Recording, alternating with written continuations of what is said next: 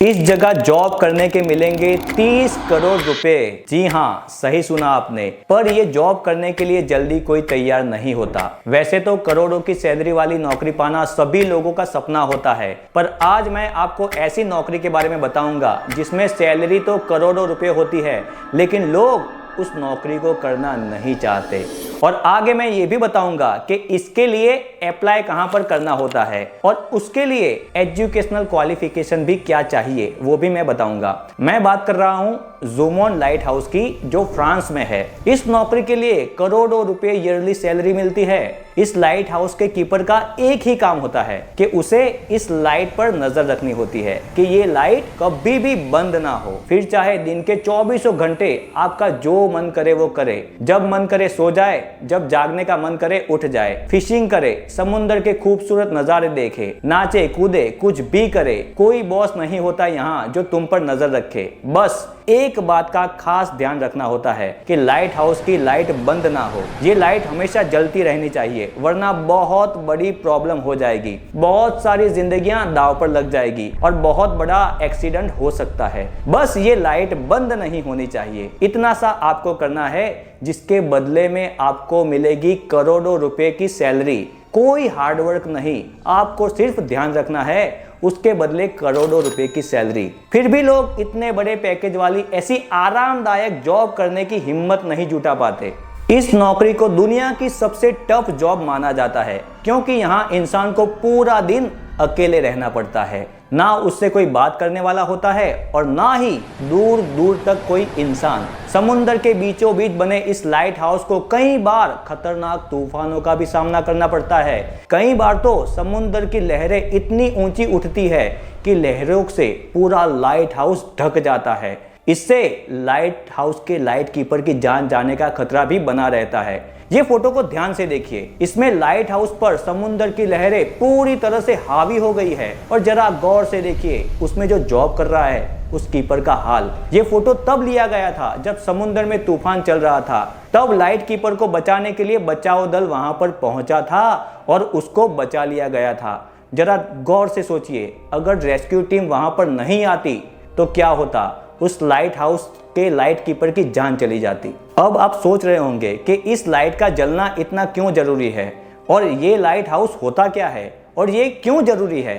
तो चलिए इसके पीछे की एक कहानी बताता हूँ। पहले के जमाने में लोग लंबे लंबे सफर जहाजों से किया करते थे और इससे ही दुनिया के सभी देश एक दूसरे के साथ बिजनेस किया करते थे। जब एक बार फेमस सेलर कैप्टन मेरिसियस इजिप्ट साइड के समुद्र के आसपास से निकल रहे थे, तब इस इलाके में बड़ी बड़ी चट्टानें थी जो उन्हें रात के अंधेरे में तूफान के बीच दिखाई नहीं दी, जिसके कारण उनकी बोट नीचे चट्टानों से टकरा गई और पलट गई। कई क्रू मेंबर मारे गए, काफी नुकसान हो गया। कैप्टन को बहुत दूर जाकर जमीन मिली और वो इजिप्ट पहुंच गए। अक्सर यहाँ की चट्टानों से समुद्री जहाजों को बहुत नुकसान होता था। इस बात से उस टाइम के इजिप्ट के रूलर भी परेशान थे। इसी की वजह से इजिप्ट के रूलर ने एक आर्किटेक्ट को बुलाया और कहा कि समुद्र के बीच एक ऐसा टावर बनाओ जहां से लाइट का अरेंजमेंट किया जा सके। इससे जहाजों को रास्ता भी दिखाया जा सकेगा और उन्हें बड़े पत्थरों से भी बचाया जा सकेगा। कई बार एडवांस नेविगेशन टेक्नोलॉजी ना होने के कारण जहाज समुद्र में ही रास्ता भूलकर गुम हो जाते थे। वैसे जहाजों को भी रास्ता दिखाया जा सकेगा कि किनारा यहाँ पर है। फिर 280 BC में समुद्र से लगभग 1500 फीट मतलब 457 मीटर की दूरी पर इजिप्ट में अलेक्जेंड्रिया पोर्ट में पारोस नाम के आइलैंड पर लाइट हाउस ऑफ अलेक्जेंड्रिया बनाया गया, जो दुनिया का सबसे पहला लाइट हाउस था। इसे उस टाइम के महान रूलर ने बनाया था और इस डिजाइन का आइडिया यूनानी आर्किटेक्ट ने तैयार किया था। जब ये बनकर तैयार हुआ तो उन्हें देखकर खुद को भी अंदाजा नहीं हुआ था कि वो इंजीनियरिंग की दुनिया का सबसे बड़ा आविष्कार हो गया। इस लाइट हाउस का नाम रखा गया द फारोस ऑफ अलेक्जेंड्रिया। इस लाइट हाउस में लकड़ियों की मदद से बड़ी आग जलाई जाती थी और लेंस की मदद से उसे और बड़ा किया जाता था। ताकि उसकी लाइट दूर तक देखी जा सके और आसानी से किसी बोट को रोशनी दिखाई जा सके।